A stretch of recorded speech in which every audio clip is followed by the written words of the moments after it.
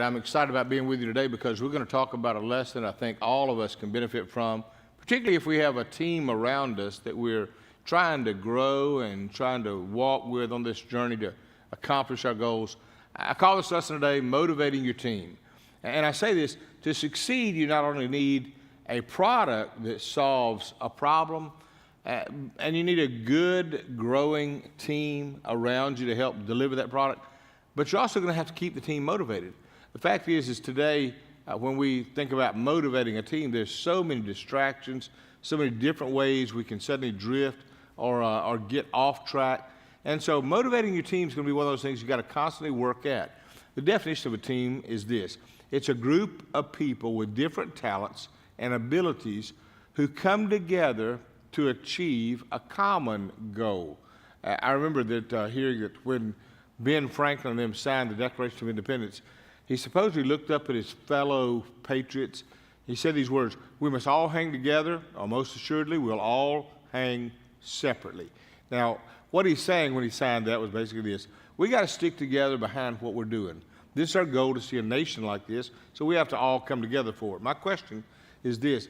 How do you get your team to hang together so that everybody doesn't have to hang separately, okay? And as I think about that, I think about a lot of teams I know that started off good but didn't stay, and as a result of that, something happened to them that didn't have to happen. So our goal is to motivate a team to reach the goals, and that at the end of it, everybody that started finishes, and everybody is excited about it. There's a football coach named Bill Parcells who described his strategy on the football team. He said, what winning is in football, I'll bet is the same everywhere. And then he says to get everyone on the same page and try to get the most out of everyone who's on that field. And that's a good idea, a good concept of what a team is about. So let me give you today some motivations that grow out of three areas of our life, okay? Here's how to kind of get that fire stoked. Number one, you need a common goal. In order to really make the team gel and unite, you have to have a common goal. You have to know and communicate the goal clearly and often. Now, I say that because one is, a lot of us know it, but we don't communicate it. And those that do, we communicate it, but we don't communicate it as clearly. Or if we communicate it clearly, we think one time's enough. And I believe that teams are a lot like your family, that you're going to have to learn how to constantly say over and over and over until they're able to repeat or recite exactly what that goal is to be. So understand this. Every team member lives in their own busy world. They got a lot of demands on them, a lot of distractions. And so if we are not careful and we don't communicate clearly and often, it doesn't take long before your goal becomes, or the team goal becomes secondary, and sometimes slips all the way back in priorities. Now, the way that we do this is understanding this. I believe that being a part of a team that believes in what they're doing can be the most fulfilling part of a person's life. I know a lot of people that when they suddenly got on a job, or they got in a volunteer organization, and they felt they were making a difference, they wouldn't trade that for anything. I mean, that to them was the whole passion that they had for their life. And so it's the leader's goal and the goal of the other team members to know and communicate the goals, and to try to get everybody on board with it, and at the same time to make certain that everybody's excited about what that goal is. I often ask this question of myself. I say we ought to ask ourselves in our business this. Why do we exist? That's one. What's the purpose of the organization? Another question is, if we went out of business today, what difference would it make?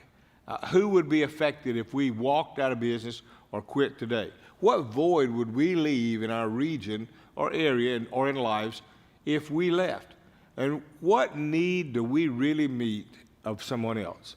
If we can answer those questions, and I sometimes do that. Anytime I've hit a time where I've wondered purpose, direction, or even tired, I will stop and ask myself some of those questions in order to get back on track.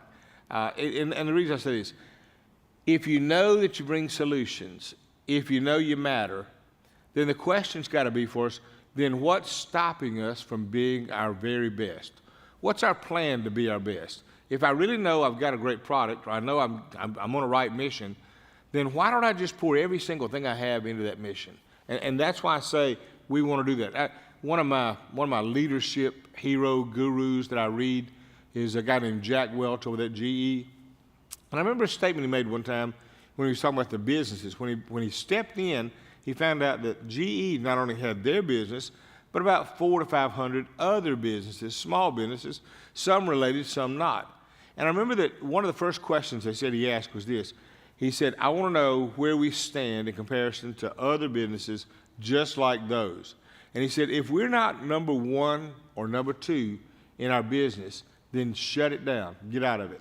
Now what he's saying is this, we want to pour our energy, our focus, our money into the areas that we know can be number one or number two. And I would say the same for you. If you can look at your business, your goals, your mission, your product, and you can say, now, if this is really necessary, if this meets a need, then why don't we decide that our goal now is to be number one with this? And what's keeping us back? And why don't we try to push ourselves to achieve a goal that's not out of reach, but maybe out of sight? And if we can have that kind of a mindset, I think we can start on the right track. So the key is, number one, the motivation, I've got to understand, is common goal. Now the second is this. We're talking about a team now. So if I'm thinking about a team, you need complementary skills and abilities.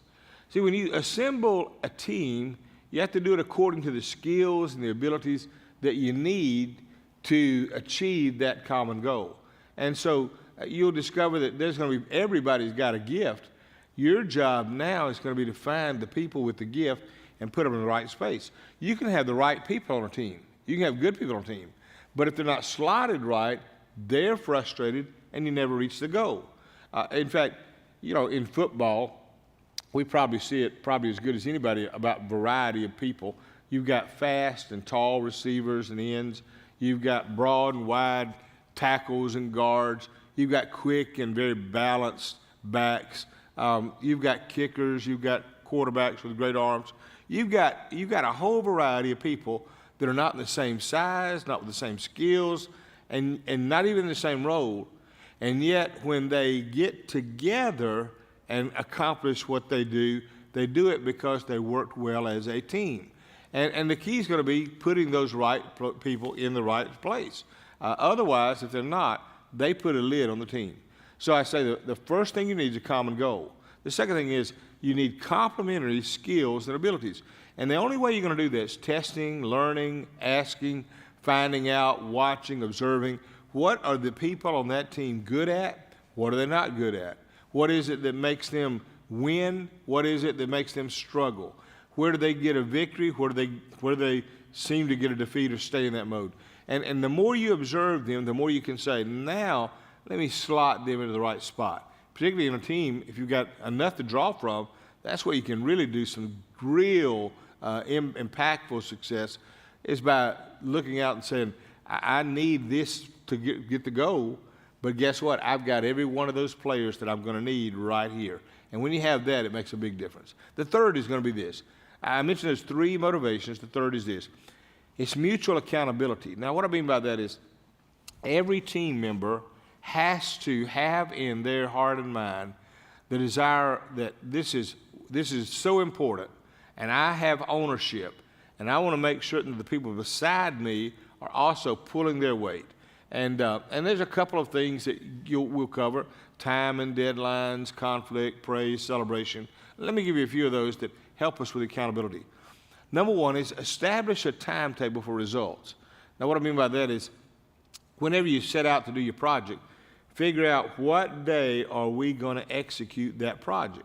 And the reason I say this is because that focuses you more when you have a definite date in mind to get that project done. And you'll have to do that especially for the creative people. Creative people usually don't know when to put the paintbrush up. They want to make it better and better and better. And so it's hard for them to stop. That deadline will help them. Now, good team members will let the main leader do the correcting and the challenging, but a great team member will correct and challenge each other.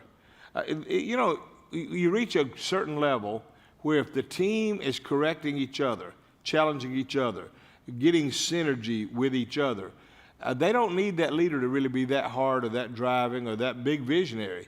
Fact is, they'll pretty well help each other get there. I remember years ago I was quail hunting with this former coach at Auburn, and Pat Dye, and during the time I remember that we asked him a question about winning. I'll never forget, he said, I don't need all star players to win. I need one or two stars. But he said, but you can't win without a team. And honestly, through the years that I've been in ministry and leading people, I've discovered that teams make things much more impactful. They really, when a team is gelling, there's nothing like it. I mean, when a team comes together, there's something about that dynamic that really makes the impact. And so I know many of you lead teams. The best thing to do now is kind of follow this advice and see where they go. Now, here's some things about the teams. Sometimes you're going to have conflict. My rule of that is don't ever let conflict go underground. Now, what I mean by that is if you've got an issue and there's a team member that somehow may have been hurt or felt slighted or been offended in some ways, if you're not careful, that they'll slowly slip back from the team, and one day maybe slip out of the team. And so you'll notice it. It'll show up in production. It'll show up in morale and relationships, in energy. And I say, as messy as it may be, if you've got team members that you sense have been offended or not on board, the best thing you can do is go in, close the door, talk to them, and try to see what you can do to get them back on the team. You need them, and they need to know they're needed. They need to know what place they play on that team. But if you allow conflict to go underground, it'll build resentment, it'll create walls and barriers, and you'll find ultimately it'll show up in everything else that you're doing. So resolve your issues quickly and directly if you can, okay? Now, another along that line is this: have high expectations of your team members. I mean, always aim for more. Literally, I'm discovering the team that we have over here has been one of these that the more you put the goal, the more enthused they get for reaching it. They really are not afraid of high expectations, which makes a huge difference. Now, I say that because I believe that most people try to live up to the expectations of their leader. Most people want to. Most people say, if you've set that, I can reach that. And so don't set the bar so low that you can't tell who your winners are. Set it up high enough that you can figure out who's there and how far you can go with them. I've always said it's a good thing when a leader believes, when a team has a leader that believes in them. It's a good thing, but it's better when the leader believes in their team. And there's the idea that you are valuable, and I want you to know that. And so the leader has to have very high respect, regard for those that are on his team. The third one under that, just another thought: learn to respect authority. I believe this: if you're going to exercise authority in the future, you got to respect authority in the present. And your inner attitude toward authority is a reflection of your own character. So watch that one. There are a lot of good people I've seen that have really messed up when they were doing well, succeeding. Then somewhere they began to disrespect authority in their life, and as a result of that, they drifted off, and their lives later became shipwrecked. You don't want that to happen. And then I'd say this on that line, along the line of accountability to each other. Personalize your praise. Let those who are doing well hear it. Let them know it. I read a statement years ago that most people would go to work and they'd go to work earlier, they'd work harder and longer, and they would stay later, not for the money, but just to know they mattered, just to know they were making a difference. And what I read out of that when I look at that information is that most people need someone to validate them, especially if they're doing well. If they're doing the job, they need to know they're doing the job. And so tell them so, personalize it. And then if you have the opportunity, go public with your praise. Now, that means bragging on, building up, letting others know this person did that. There's something that puts fuel on the fire when one of the team members who's really done their best hears publicly from others and the leader, that they've done, that they, they were the reason for the success. What it does is now it sets them among the peers in the arena of respect, and it gives them a better voice at the table, and as a result of that, your team usually unifies more. So my goal is on that, give public praise. Correction should be done privately, but praise, if you can ever do it, needs to be publicly. And so, and the reason for that is this: what you praise gets repeated. So if you want good behavior in the future, praise everything you can see worthy of praise right now in the present. All right, number four. Fourth thing the team needs is this: celebrate every win.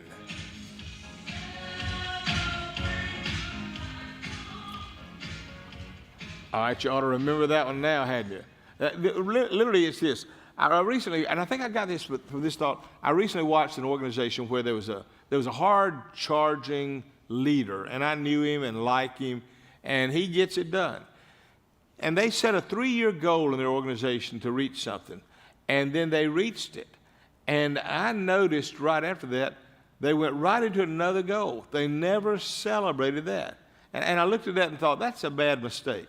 When you accomplish something, when you accomplish your mission or your goal, and that's personally, that's in your home, that's on your job, that's in your team, learn this principle. I learned it late in life. I wish I hadn't have, but I learned it late, so I want to give it to you so you can get it early. But whenever you do accomplish something, stop and pause and do something to celebrate. If it's something big, then celebrate longer. If it's something small, just a small celebration will do. But celebrate. In fact, I noticed in the Bible, every time that they accomplished a victory, they would have a festival, and they'd have a barbecue. I mean, there's a goat, sheep, cow somewhere that's going to the grill, because when they start laughing, start celebrating, start high-fiving, fact is they're about to have a barbecue. And I would say to you the same thing. Whenever you win, if you want to keep the morale up in that organization, then celebrate every single win, big, little, whatever. Celebrate it. Teams, I believe, need after parties. And so that's how you keep morale up. That's how you keep motivation up. My hope is that this will be of help to you in working toward the goal of motivating your team.